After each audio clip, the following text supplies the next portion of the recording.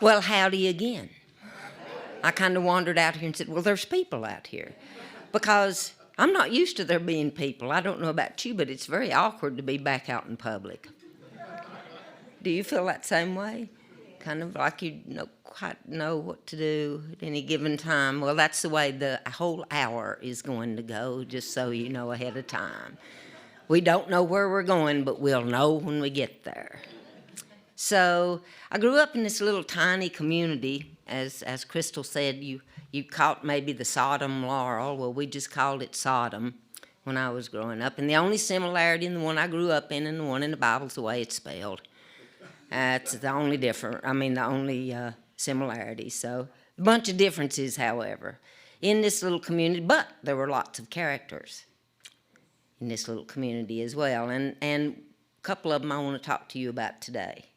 So the woman that I refer to as Granny is really my great aunt. She was my mother's aunt, and my grandmother passed away when I was 5 years old, leaving my sister and I grandmotherless because Daddy's mother had passed away before we were ever born, and then Mama's mother went when I was 5. And so it was very important in that community to have a grandmother. So I went and found me one. And my sister found another great aunt. And so she grew up able to garden. Everything she puts in the ground, my sister can grow. I swear she could cut her thumb off, plant it in the ground, and it would grow a whole new June right there for everybody to see out of the garden. And me, I hung out with Granny Dale, who was a singer of old songs. And so this is an example of one of the ones that she taught me, and it kind of rocks right along. Now, you have to sort of have a mindset to listen to these ballads because some of them can be right lengthy. As Granny called them, long-winded love songs. Now, and it didn't matter how much killing, cutting off of heads, despisement, as Granny used to say, went on in these old songs. They referred to them as love songs. So no wonder I've got a warped imagination when it comes to love. So let me share one of those with you. This one's called, it's a lovely, lovely love song by the name of Young Hunting. It's also known as Young Hennerly, but we wound up calling him Young Hunting. That's the other thing about these love songs, is that they're known by a lot of different names. A lot of times they would just take the first line of the song and make that the name for it. But I got in trouble one time in college because I was sitting there in class waiting like everybody else for Dr. Jolly to get through the door. And when he finally came through the door, he said, "Oh, today, class, we're going to be studying one of the biggest migrations that ever took place on the face of this earth when the folks left Northern Ireland and headed in this direction. And they came without very much stuff at all. They didn't have very much except what they carried in their hearts and in their minds. They had recipes. They had ways of living and ways of doing that were totally different from the English settlers that were already over here. So when they showed up, well, now I knew he was talking about my family because Granny had an 800-year history that went like this. You know, we was doing just fine over there on that border country between England and Scotland. And wouldn't you know, when Catholic Mary took the throne over there, she got mad at us because of some reason, and I don't know why, but she just despised us, and she loaded us up on a big boat and shipped us off to Northern Ireland. Now, I want you to find Ireland on the map. So I went home that evening, and I had gotten the little globe down that Mom and Daddy had bought me and my sister for Christmas, and I was trying to find Ireland. A-R-L-A-N, Ireland. Finally, I said to Daddy, well, Granny told me to find Ireland on the map, and I can't find it nowhere. I ain't got no clue, Daddy. He said, see, there's what happens when you go off of working and you put all your money into these public school systems and they can't even learn you where Ireland is. Right there it is next to England. So I had found Ireland.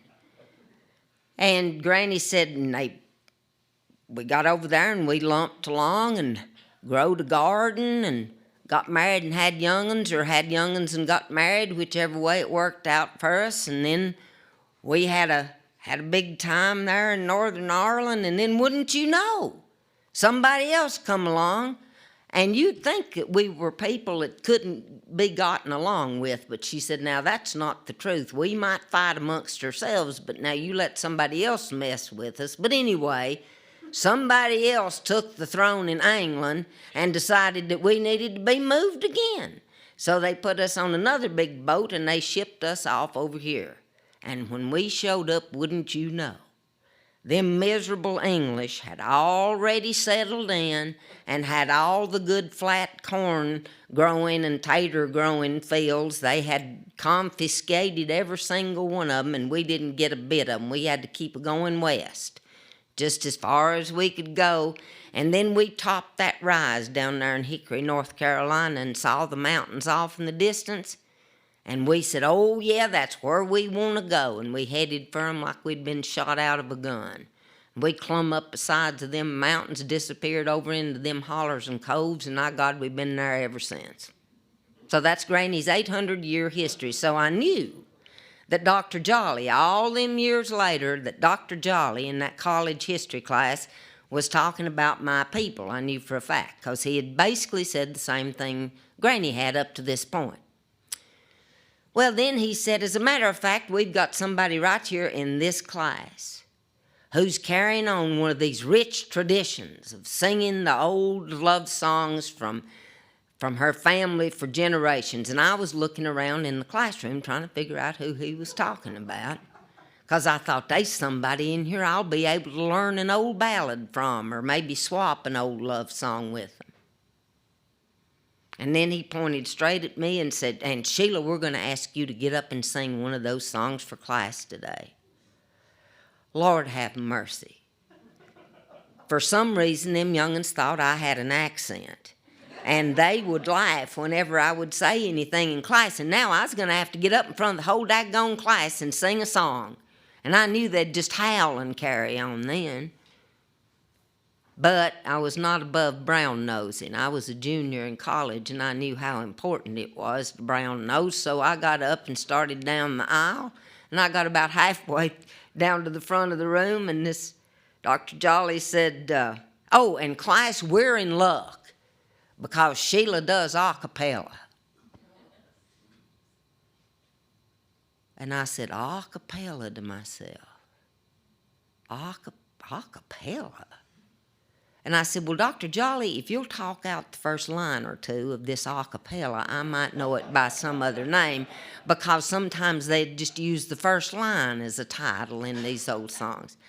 So my vocabulary increased by one word that day, and I meant to share it with everybody I come in contact with. So I went to Granny's house and went running up on the porch where she was sitting down at the end of the porch, and she was having her a dip of snuff, which she would do of an evening down there. And so she said, oh, there's my sweet gal come to see her Granny tonight. And I said, yes, Granny, I know what kind of singing it is that we do. And she kind of moved her snuff from one side over to the other side and packed it down in there with her tongue and said, is that right? And I said, yes, ma'am. I said, it's called a cappella. And she spit long brown stream over the porch railing. And she said, what about that? Nodded her head. So we were down at Western Carolina University 2 weeks later, and we were having a ballad presentation, and we'd had a good introduction, just like Crystal gave me a while ago.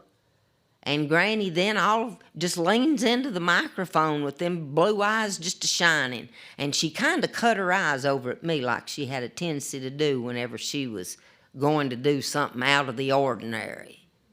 And I thought, uh-oh, because I knew sometimes you couldn't trust them gals on stage. They was liable to say or do anything.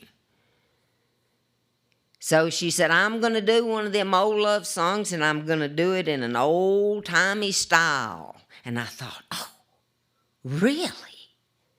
Acapulco, she said. So I'm going to do this song Acapulco as well.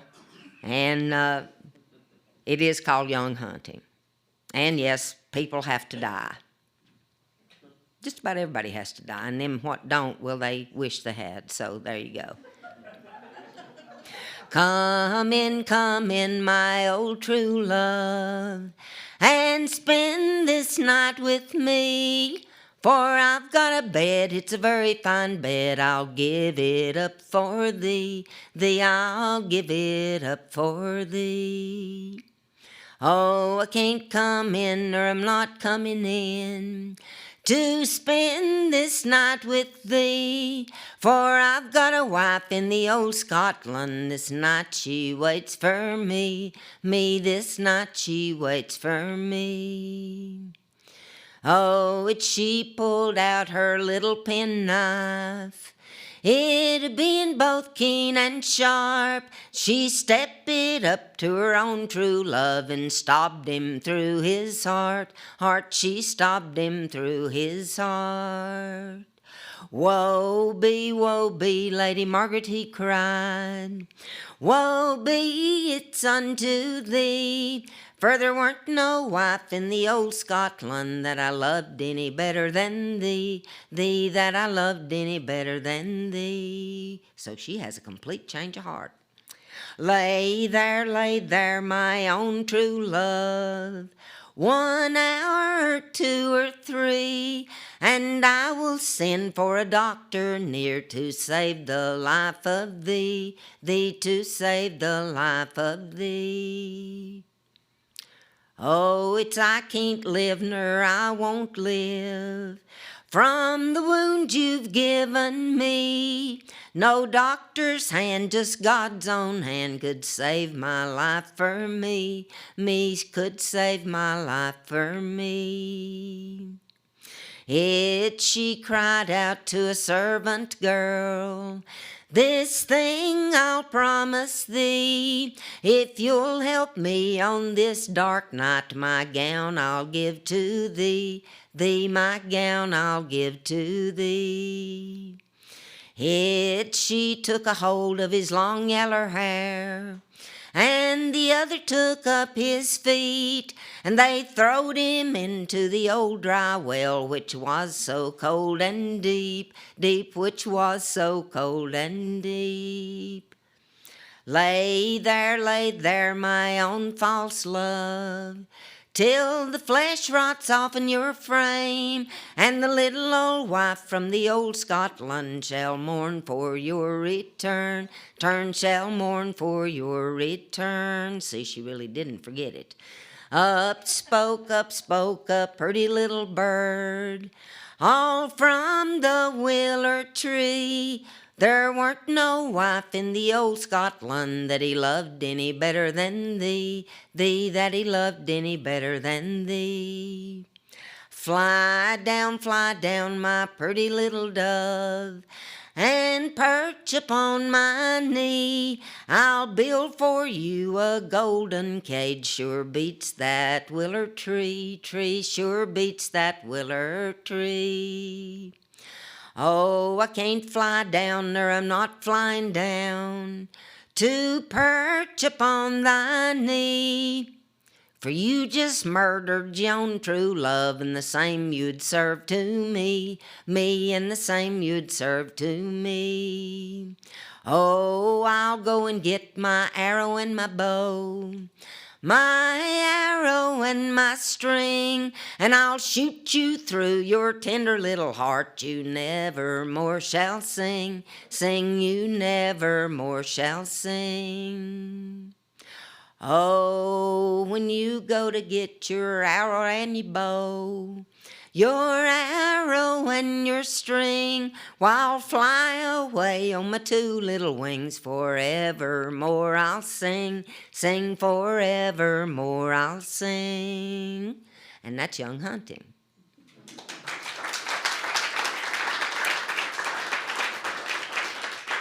I don't know if you followed that story or not, but things got real interesting in there because she promises to give a servant maid her dress if she will help her dispose of the body.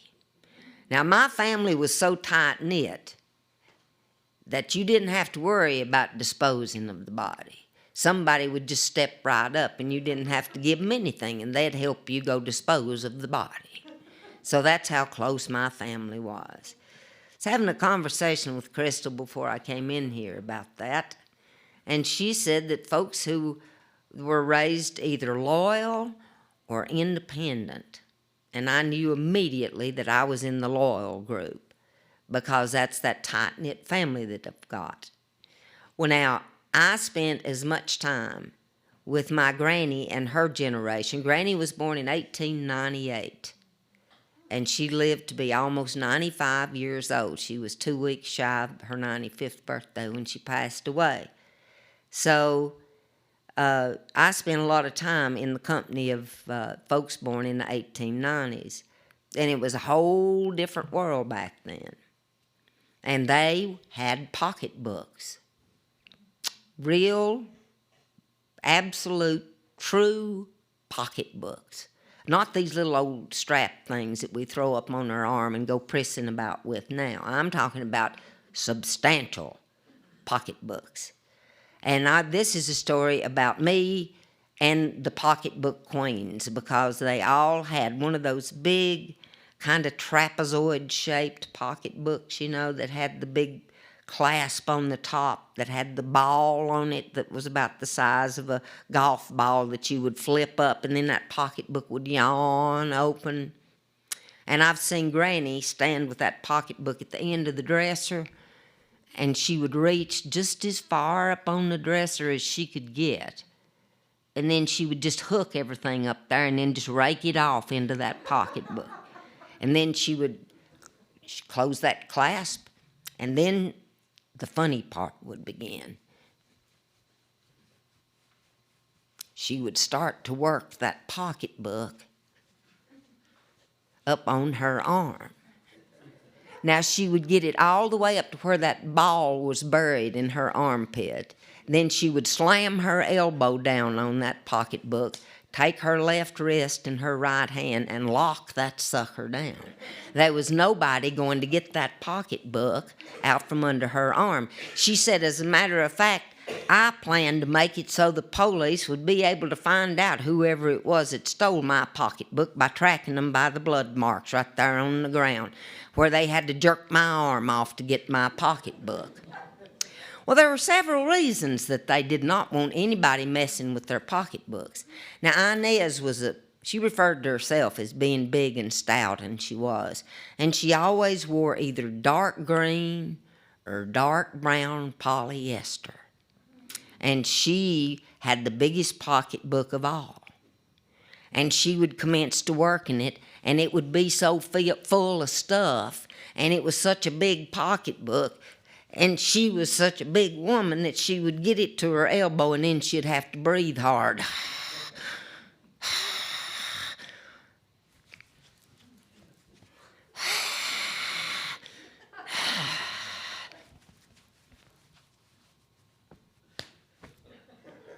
And then we was ready to go, wherever it was we was going. Well, we were going down to the Eno Festival in Raleigh. And they had these pocketbooks that I couldn't carry all the pocketbooks by myself. I had to get somebody to go with me to help me carry the pocketbooks, because when they weren't locked down on their arm, they expected me to be carrying them locked down on my arm. And they had big pocketbooks. Barzil was just a little bitty thing. She wasn't no bigger than the blink of an eye.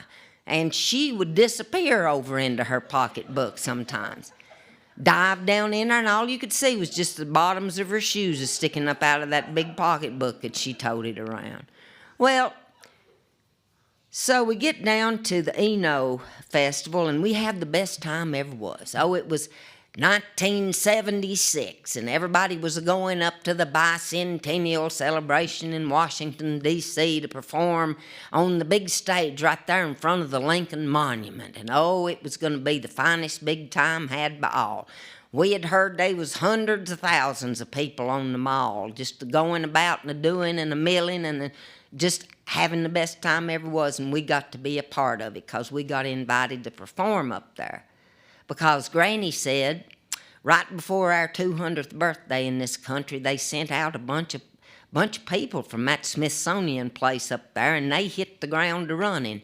And they went all over this country and hunted up people that told tales or sung the old love songs or had a lot of good recipes or made quilts and crafts people. And she said, and they invited all of them to come up there and help celebrate our nation's big birthday.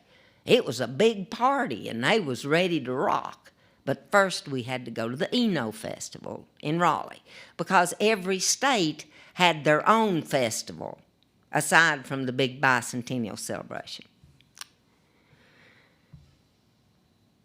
So we get down to Raleigh, and as usual, we didn't get the red eye from Raleigh to Washington, D.C., but we did get the earliest flight possible that morning. So it was dark when we got up to go to the airport. Granny said, I don't know why they have to have us flying on that big airplane. They had never been on an airplane before. Flying on that big airplane and it dark. I mean, nobody's going to be able to see. They'll just wreck that big airplane and down we'll come. That's exactly what's going to happen. So I kept assuring her, no, they've got an instrument panel in there, Granny, and them airplanes can just about fly themselves. Well, now, this was back in the 70s, and so there wasn't as much security on airplanes and in airports as there is now. But there were starting to be, because you'd get on a plane in Indianapolis and you might get off the plane in Libya. So they were hijacking planes by then and taking them to some foreign country, and Granny kept saying, don't want to wind up in no foreign country. Don't want to go to no foreign country. I said, well, finally, nobody's going to make you go to a foreign country, Granny. Well, you just never know. I might wind up in a foreign country, but they'll have hell to pay if they get my pocketbook. So, well, I never thought anything about that. That shows you how big of a time I was having. I was having me a good time. What time I didn't have to deal with their pocketbooks, I was having a blast. So, had me a big time down at the Eno Festival and played music and got to sing songs and met up with young folks and had a big time. And then they'd go to bed, of course, at 4:30 in the evening. And then they were up the next morning at 2 o'clock. And expected me to be up too, whenever they woke up, to watch the pocketbooks while they showered and done all the stuff that they had to do. Well, anyway, so it came time for us to get in the car to go get on the plane to fly to Washington, D.C.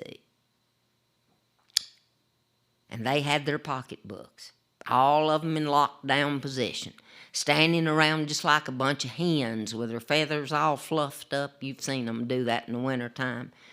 And they reminded me for the world of a bunch of chickens that's standing around down there in the airport in Raleigh.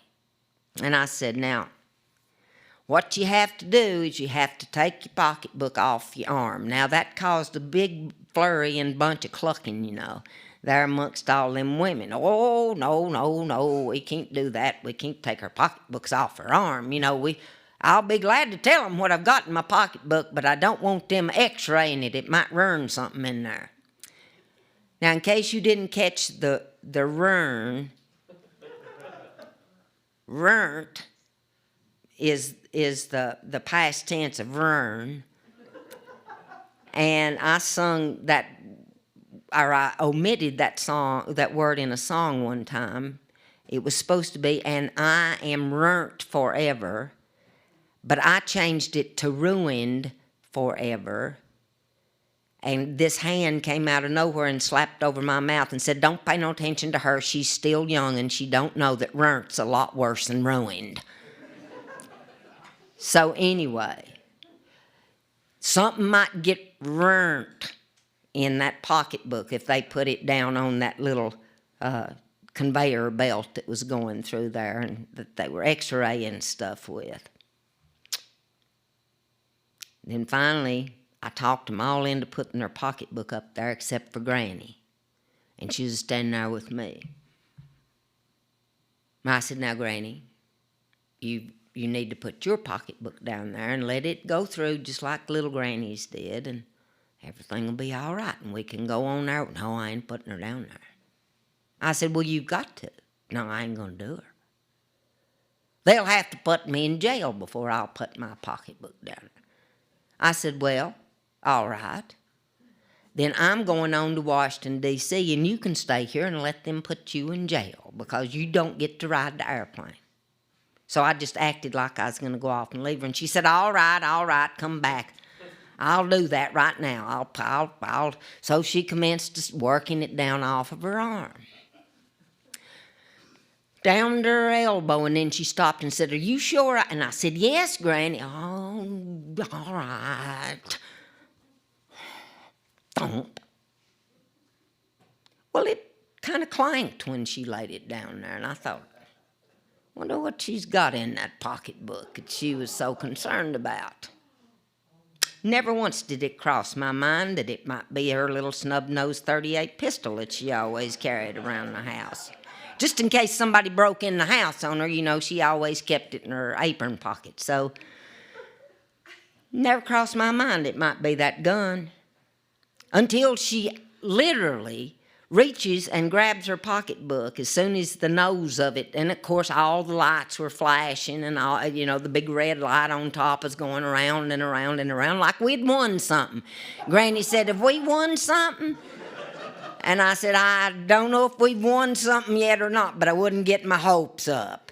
And I saw security guards coming from all over the airport. And then I was pretty sure that gun was probably in her pocketbook. And I said, "Granny, do you mean to tell me that you have come off from home and you're standing in the middle of Raleigh Airport and you've got a gun in your pocketbook?" And she said, "Oh, yeah, but they can look at it." And up went the clasp on that thing. It yawned open, and she dove down in there and came out with that gun like this.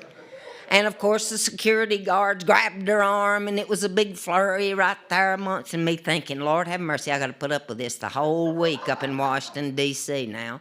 Because what they did was the flight was delayed, so it was daylight when we finally left Raleigh. Don't remember exactly how much time it took, but a couple of hours probably, to convince them that she was not trying to hijack an airplane to Libya or Syria or some of them other places over there in the Middle East. No, she had no desire to do that. She was just trying to protect what was hers, even though it, yeah, okay, yeah, right, you're right, you're right. But they decided to let her keep the gun. They divided it up. They put the cylinder in one sandwich bag, and they put the rest of the gun in the other sandwich bag and gave one of them to the head stewardess and one of them to the captain of the airplane, who carried them up to Washington, D.C., and then they gave them back to her as soon as we got escorted outside of the airport. But they kept her bullets. So I had to listen how the federal government had robbed her of her last few bullets that she had in this whole world. And me knowing that she had beaucoup bullets at home. Lots and lots of bullets at home. But no. So for the rest of that week, we were housed in Georgetown University. And for the rest of that week, Granny would sit at a desk in one of those dorm rooms, and she would take aim as the airplanes came up over this building that was opposite us, because we were right across from the airport, and So she would take aim and she'd say, "Pow! I got me another in Burzil. It just went down. Did you see it go?" And Burzil would stand there and say, "All them people, Lord, I just don't know where all them people's going. They're just going and a-coming in here and just a-going and a-coming in here all the time, all hours at night. Why, they are in here at 2:30 in the morning and just keep a-coming and keep a-coming. Where's all them people from and where are they going to?" And I said, "I don't have any idea. Do you need for me to hold your pocketbook?" And she said, "No, I'm doing just fine without you holding it right now, but I might need for you to hold it for me later. So be available." I said, "Okay." So I gather them up, get them stuffed in a van, and we're on our way now to the big festival so that we can sing on the big main stage. Well, we get over there. And of course, being a festival of that size, they're running a little tad behind. And the stage that we were supposed to be on, the big stage, the big humongous stage, well, there was a bluegrass band that was just a tearing it up. I mean, there's just a going to town. Playing and a playing and a playing. There's about 10 minutes over and still just playing and a playing and a playing. And I was stuck. Now, how many of you have been in Washington, D.C. around thereabouts the 4th of July or sometime in the summer? All right, so you know that the air was as humid and wet as it could be, and the temperature was about 97 degrees. And so it was just like everything just was dripping with water. And we were sitting in this little tent, and I was watching the water condense on the moisture on the underside that would gather up, and then it would go bloop right on top of Inez Chandler's head. Bloop. And every time she would say, "Was that rain? I believe it's going to start raining." And there's perfectly blue sky out there. But that was okay because her and Granny was just talking as hard as they could talk back and forth at each other. So Burzil's sitting there beside me, and that was Granny's older sister, Burzil. And like I said, she wasn't as big as a minute. So she sighed kind of quietly and then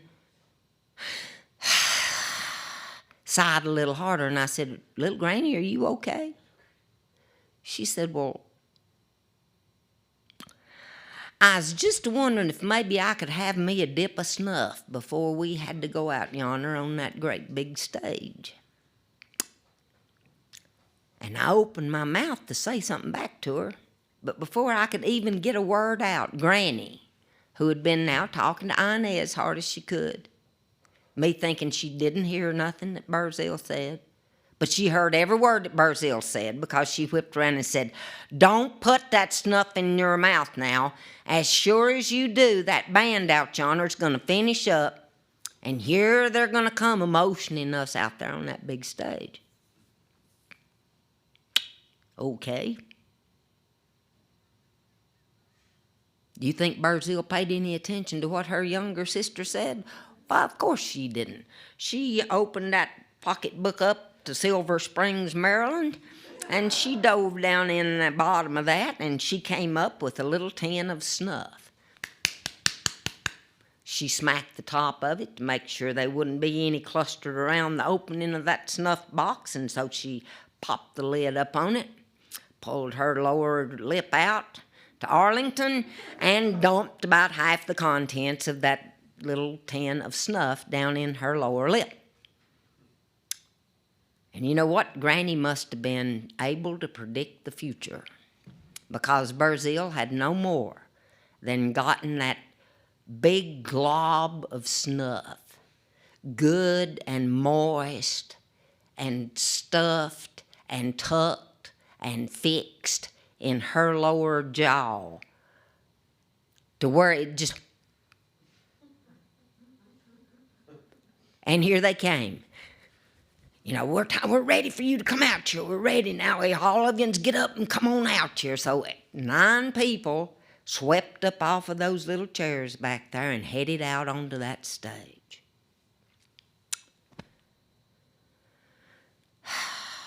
And, of course, before they went out there, now they worked their pocketbooks up on their arm. It took Inez a little while, but they was going across the stage, with their pocketbooks, looking out at all them people.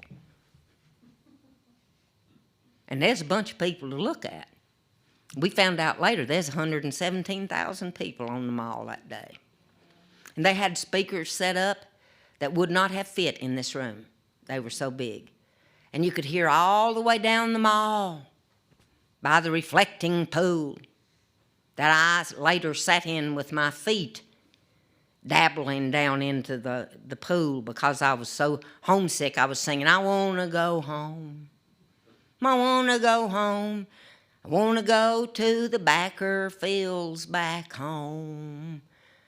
Me and Bobby McMillan sitting there with our feet dangling in the wading pool. But this was during the heat of the day. And we had started across this big stage with 9 microphones. All 9 of them just as hot as fire across through there. I had just cleared halfway mark. I don't know why they had 9 microphones up there, because ballad singers didn't sing together. They never sang together, as a matter of fact. Never did harmony on any of the old love songs. It was all acapulco by yourself, solo. So about halfway across the stage, Granny just stops. And I kind of almost ran into the back of her. And she whips around on stage in front of all of them people. And she pointed her finger at Burzil and said, "See there now, Burzil? You've got your mouth plumb full of snuff in front of all these nice people." And Burzil just froze and looked out at all them people. Well, now, the laughter started right there in the front. And that's the first nervous breakdown I remember having that week that we were up there. But anyway, it rolled to where it was about midway down the mall, and I was thinking frantically to myself, what am I going to do? Well, Burzil was already ahead of me, because it was like a light bulb went off in her head. Down come that pocketbook off of her arm. She got it in front of her, flipped that big latch up on top. It yawned open, and in front of all 117,000 people, she went and just drilled the bottom of that pocketbook with all of that spit. Now, what folks didn't know, and what some of you don't know, is that Burzil had down in that pocketbook a little jelly jar with some toilet paper stuffed down in it. And she never dropped a drop of that snuff spit on either side of that jelly jar. She just filled it about half full, reached down in there and got her little lid and tightened it up on it, and that was the end of that. But during all of that was going on, me having a nervous breakdown for the first time, not being fully aware of what it was, but I was aware that something bad was going on inside of me, because I couldn't even think. Inez Chandler got away from me. Now you might say, well, now what could possibly go wrong with an old woman on stage in front of 117,000 people that was born, raised, grew up, and had never been very much outside the border of Sodom, North Carolina? Now what could possibly go wrong? The sky is the limit, folks, because this is what happened. Inez and I had had many a conversation about our trip to Washington, D.C., because Inez knew more dirty songs than anybody, because there was a whole section of these love songs that I learned. Well, some of them are kind of off color. Some of them are sort of a little humorously dirty. Some of them are raunchy. And it was from Inez Chandler that I learned all the raunchy ones. And we had had this discussion that had gone on for a solid 2 weeks about how she was going to sing whatever she wanted to on stage. And I had convinced her that if we should do that, we might get put in jail because of all of them proper people that were going to be in Washington, D.C. Finally, Inez said to me, night before we headed out down to Raleigh, she said, "Now, am I to understand this right? In that nest of vipers that you call Washington, D.C. proper people, there's going to be somebody that's a little bit miffed at me because I tell a dirty joke or two?" Well, that's all they do up there is tell lies and big, long jokes and stuff. They'd understand it perfectly well up there in Washington, D.C.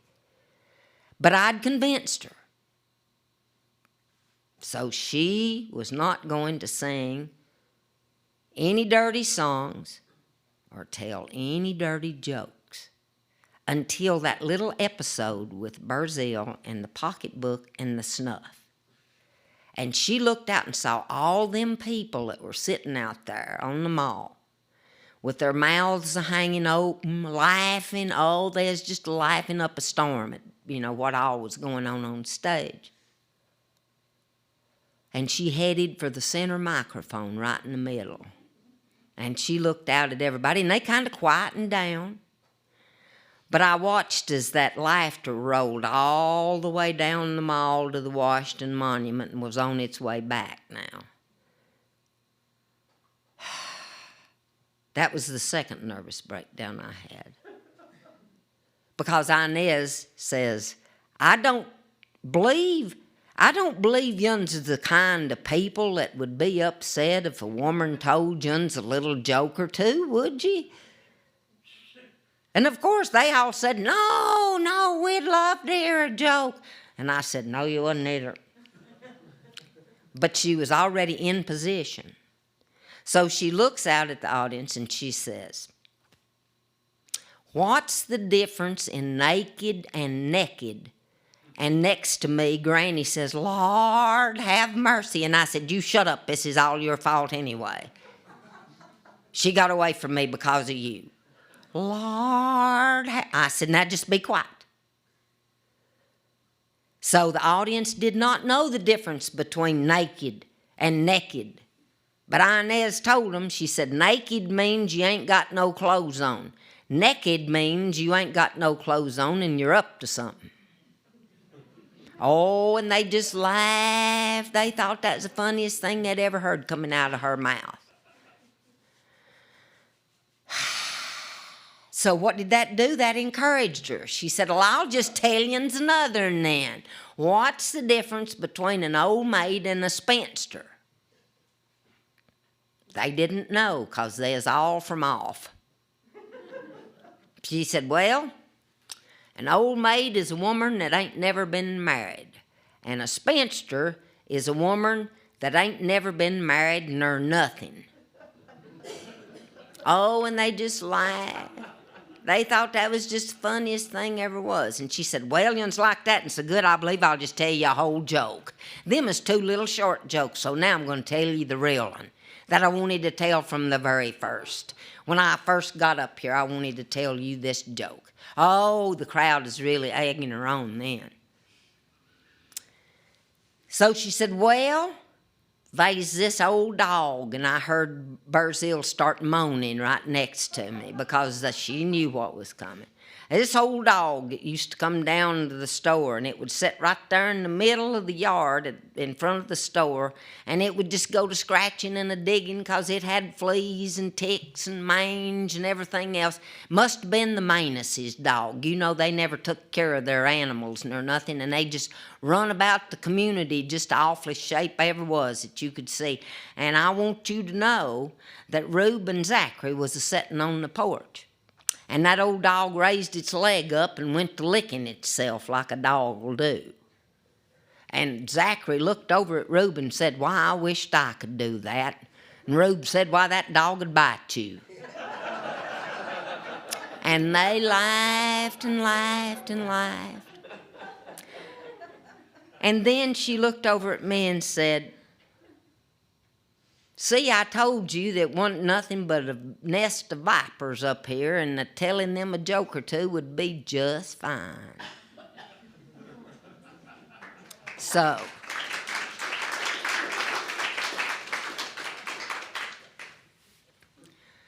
now one of the other things I did growing up over there was, aside from be tortured by the older people in the community. And you know what? I'm laying it back to all my younger folks now that hang around with me. I had 9 traditional ballad singers that were still singing when I was coming along. And now it's completely reversed. There's only one of me, but there's a bunch of these young people that are wanting to learn the love songs. So I worry them to death all the time now, but not with a pocketbook. I've just learned how to worry them to death just by talking to them.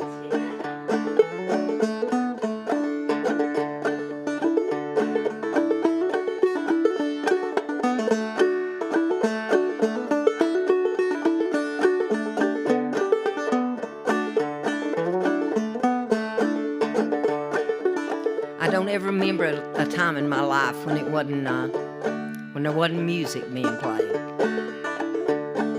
Wish I was a mole in the ground. Wish I was a mole in the ground. If I was a mole in the ground, Lord, I'd root this mountain down. I wish I was a mole in the ground. Wish I was a lizard in the spring. Wish I was a lizard in the spring. If I was a lizard in the spring, Lord, I'd hear old Tempe sing. I wish I was a lizard in the spring.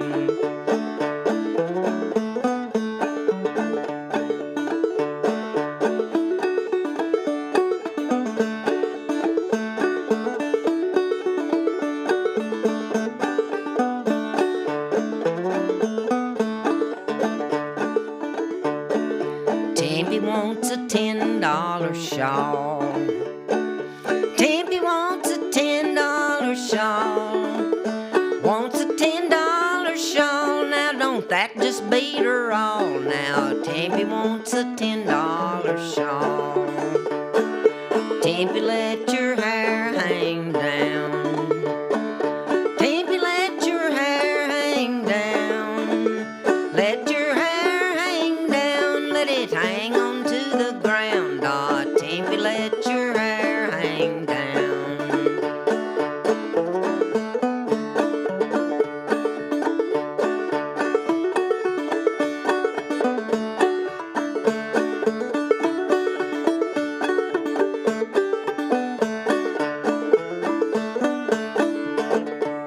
There was something about railroad men back in the day. They must have been rough characters. Because that's who Tempe's talking about, because her feller says, Tempe, where'd you stay last night?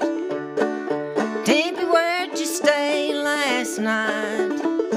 Well, I was down in the bend with some rough and rowdy men. Now that's where I stayed last night. Lordy, how I hate them railroad men. Lordy, how I hate them railroad men. Hate them railroad men, for they'll kill you if they can. Now that's why I hate them railroad men.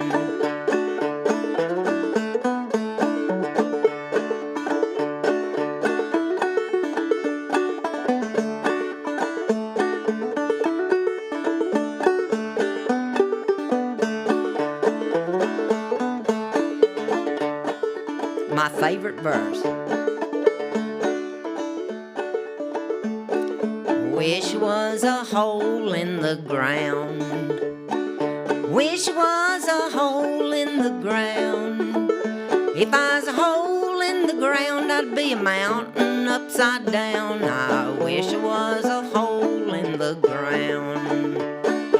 Wish I was a mole in the ground.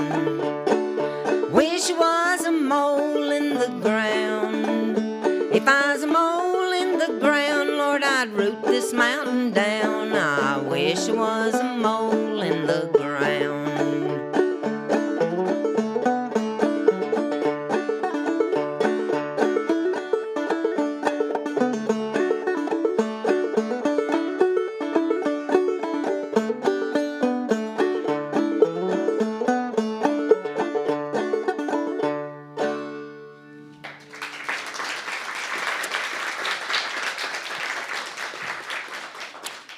Well, now there was a bunch of these tunes with words to them. And I learned verses from just about all of the love song singers. But I wanted to sing you the song that Inez sang on stage after she told her jokes. Now, this was the very first song that she sang for me, because I did exactly what I just did now. After she told the joke about the dog, I grabbed my banjo up and played him a banjo tune. And then she stepped up to the microphone and sung this song.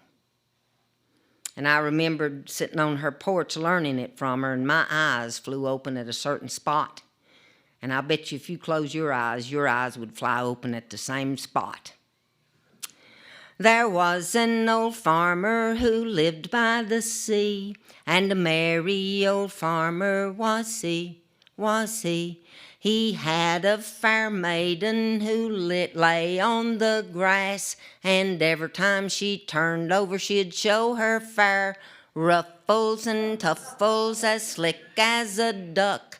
She taught that old farmer a new way to bring up the children and teach them to knit, while the servants in the barnyard were shoveling out contents of the barnyard as slick as glass. If you don't like my story, you can go kiss my daughter in the parlor who winds up the clock with a piece of red ribbon tied all round her. Poodle dogger, poodle dogger, poodle dog galore. If you don't like my story, I'll tell it no more.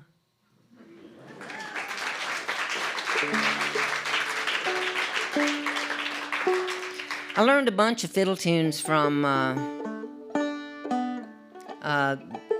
great fiddle player up in Mount Airy, North Carolina, by the name of Tommy Gerald. And this is one of his. I'm going to close things out with that. And thanks for coming out, putting up with my awkwardness. And y'all didn't seem awkward at all. Say, little darling, don't say a word. Daddy's gonna buy you a mockingbird. Say, darling, say. And if that mockingbird won't sing, Daddy's gonna buy you a diamond ring. Say, darling, say.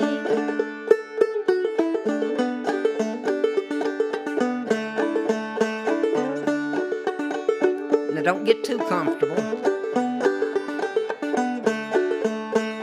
because it'll change on you. You know how that goes. If that diamond turns to glass, Daddy's gonna buy you a looking glass. Say, darling, say. And if that looking glass gets broke, Daddy's gonna buy you a billy goat. Say, darling, say.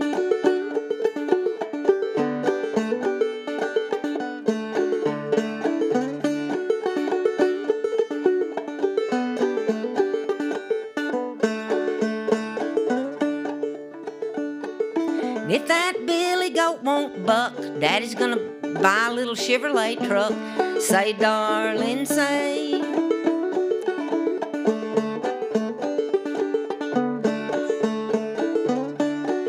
Say, little darling, if you wouldn't mind, you wouldn't do nothing but starch and yarn. Say, darling, say. Starch and yarn would be your trade, and I'd get drunk and lay in the shade. Say, darling, say.